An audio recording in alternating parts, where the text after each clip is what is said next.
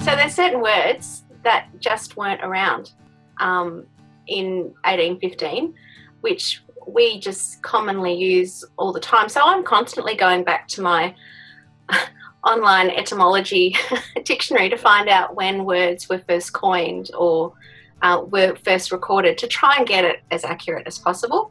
Probably I don't always get it right, but I do try. So that's one of the things. I think with the whole romance element, what our standards are these days is very different to 200 years ago. And so, you know, readers, I think, expect the big passionate kiss, which was not a thing.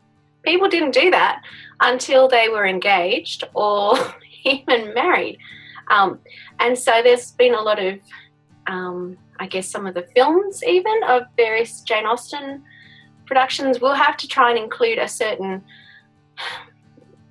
level of passion, if I can say that, to try and get readers, viewers to engage with it. And even with writers, even with Christian writers, there can be a sense of, okay, we need to try and include this, otherwise readers might not be that interested. And I struggle with that a little bit, because I think back in those days, if I'm serious about trying to say that this is, you know, sort of set in these days, I know it's fiction, they just, you know, a hand touch was like, oh, scandalous. So, and to be alone with someone of the opposite sex was very, you know, that was very much a big thing. That would get you married. So it's really challenging for me as a writer to be able to construct romances that will appeal to the modern day reader who might not be aware of all of this, but still try and keep it to a sense of authenticity,